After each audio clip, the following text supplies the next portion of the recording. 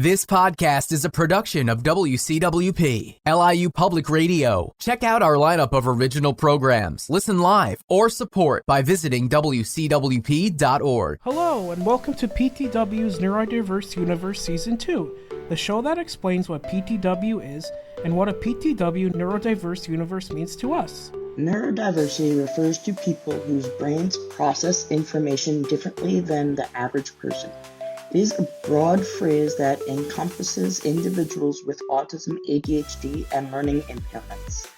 It asserts that the concept of neurodiversity is founded on the belief that there is no single right way to think, learn, or behave, and that differences are typical variations in the human population. Neurodiversity advocates for the inclusion of people who think and communicate differently, as well as the elimination of stigma associated with these differences.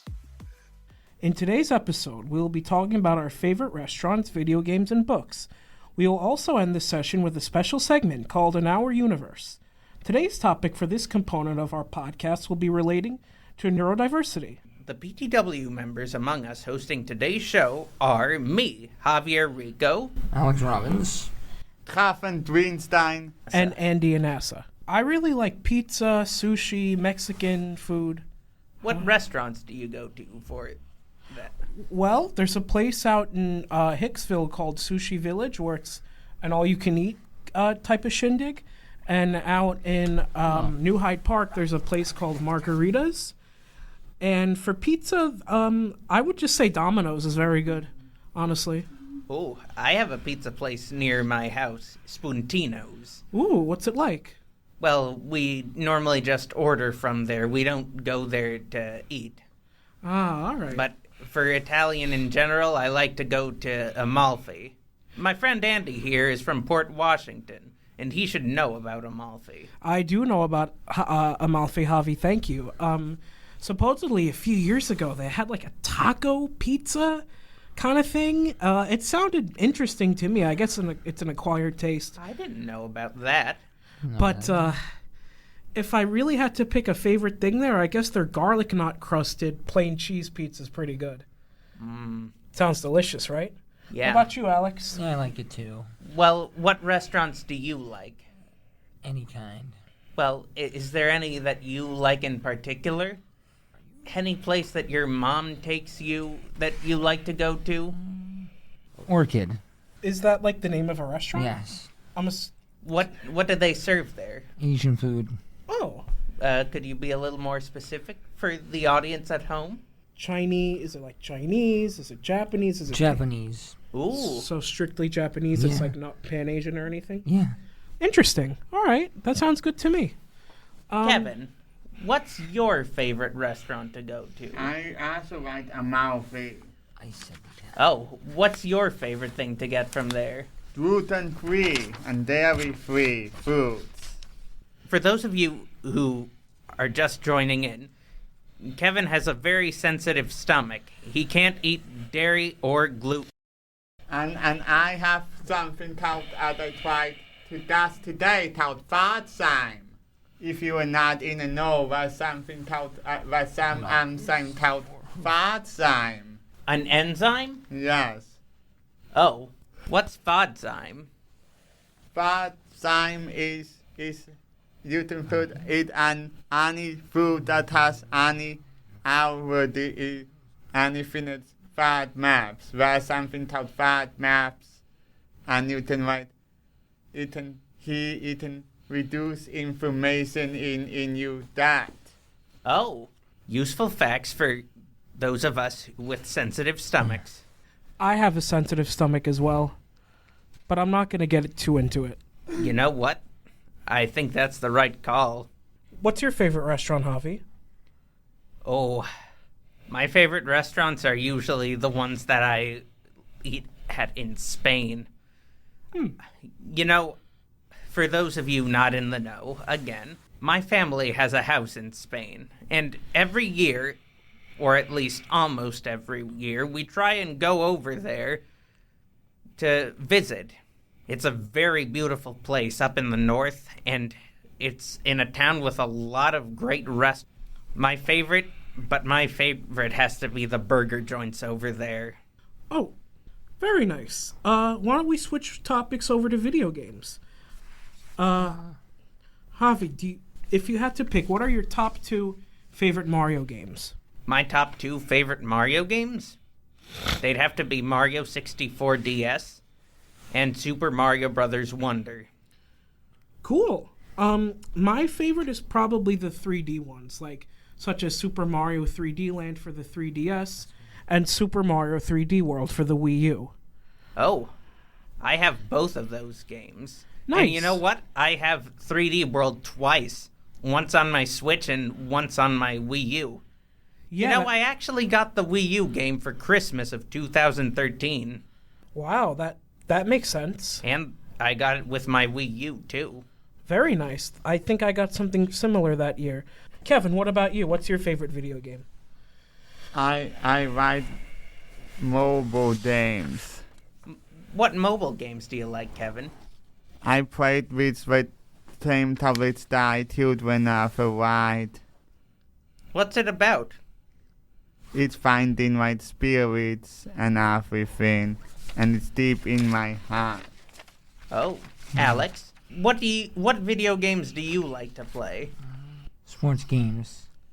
What kinds of sports Such games? as football, I like the Giants because they are good. Well, what kind of football games? Do you play Madden? Madden. Oh, What games do you like, Andy? I like various Nintendo, superhero, and science fiction games. oh. Why do you like those games, Andy? I just think they're swell. The first game I played was actually Super Mario 3D Land for the 3DS. Do you like any of those games, Alex? A little bit. My friend Ben Zion, who graduated years ago, is a big Nintendo fan. So I've gotten so am I. I've got nearly every Nintendo system since the DS. are you serious? I'm serious. Wow. And Kevin, I know you have a PS4, correct? I had an old PS4, like the PS. Oh, the really old one from 2013? No, for wonderful PS4s. What PS4 did I have? And sorry to cut you off, Kev. And you have the PS4, the 5, right, yes, Alex? the 5. All right, very good. I actually have a PS5 as well. I have an Xbox 360, a Wii, and a Wii U. Wow, you've got all 3. Yeah, I got all 3 major consoles. Is that crazy? Mm-hmm.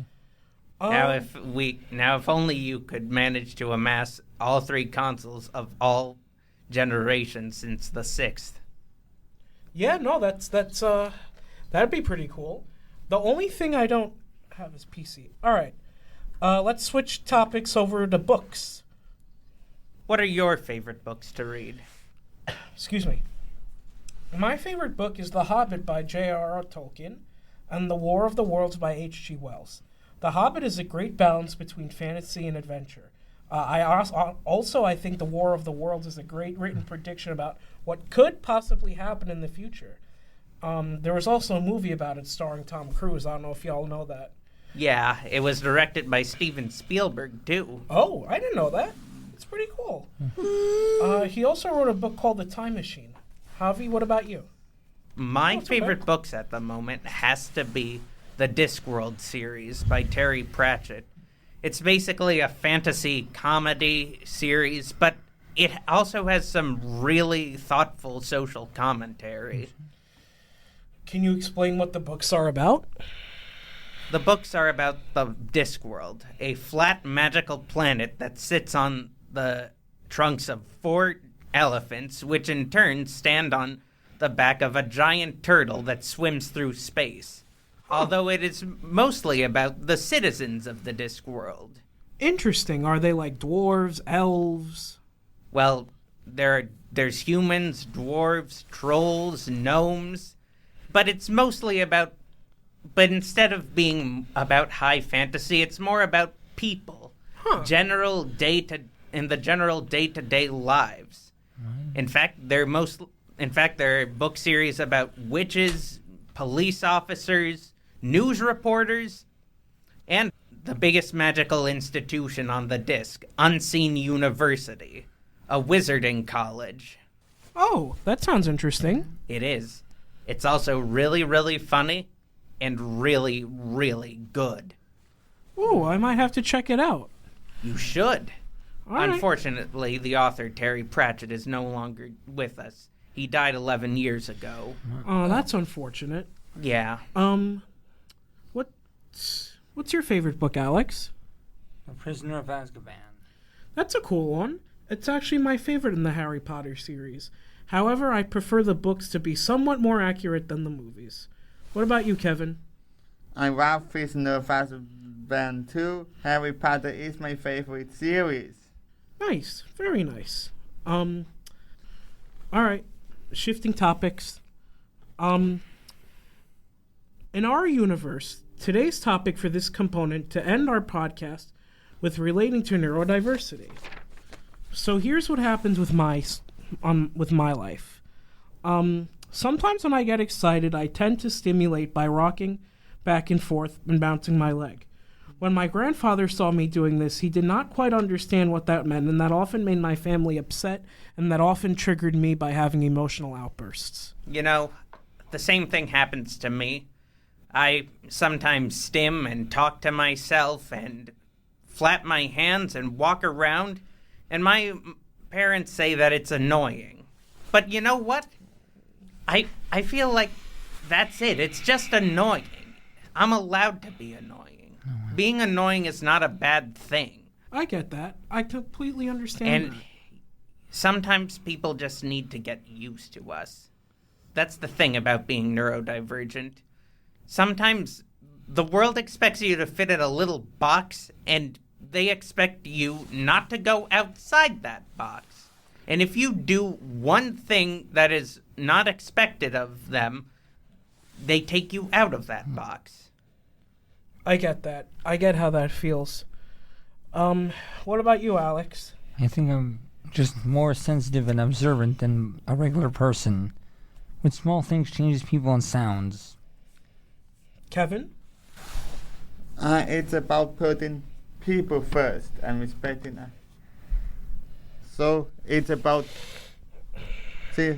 I think since I have cerebral palsy and other health issues that over time, it makes us out to therefore it makes me to respect the world, disabled or not.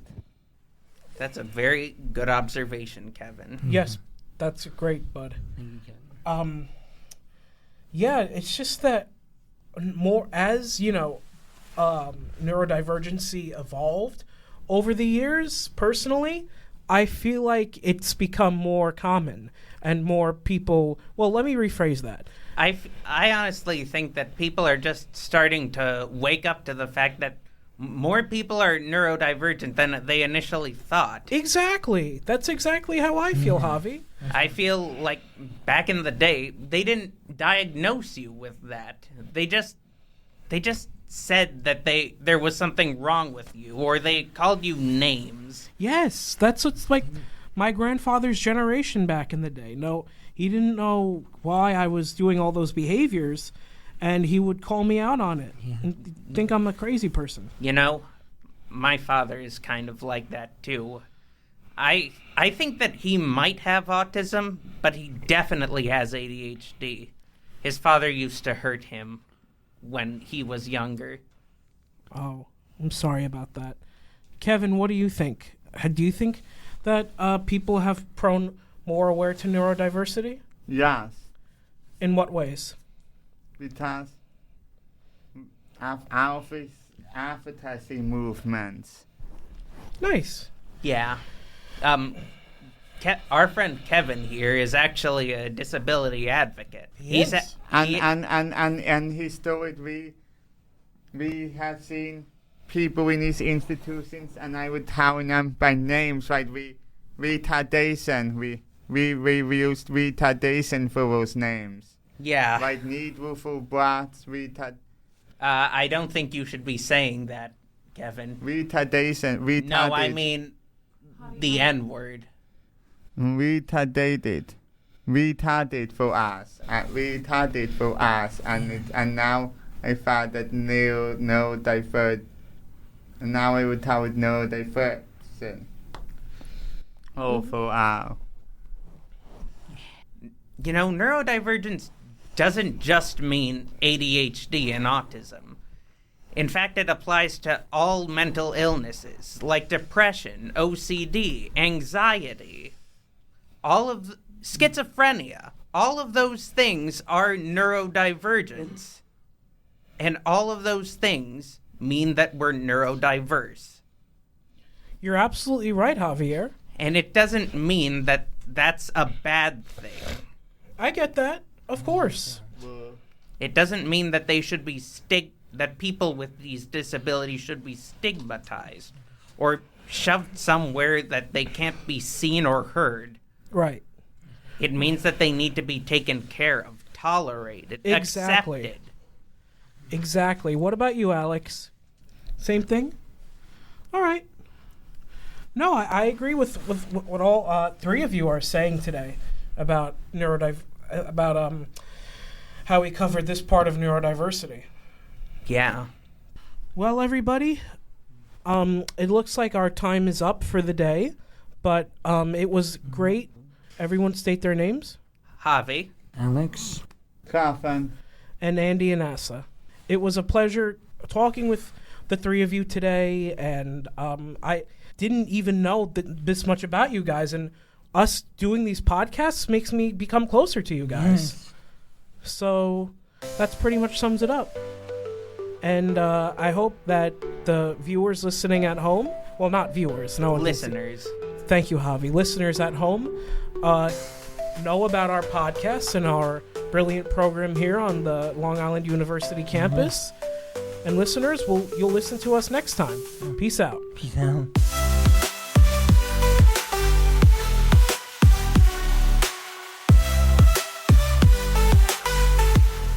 Like what you hear? Here's how you can let us know. Give us a call at 516-299-2626 or email us at info@wcwp.org. Like us at facebook.com/mywcwp and leave a comment or tweet us at mywcwp. We welcome all kinds of feedback. To directly support the podcast you just enjoyed, leave a review on Apple Podcasts. And if you'd like to give back, visit wcwp.org and click the support tab. Thanks for listening from your friends at WCWP.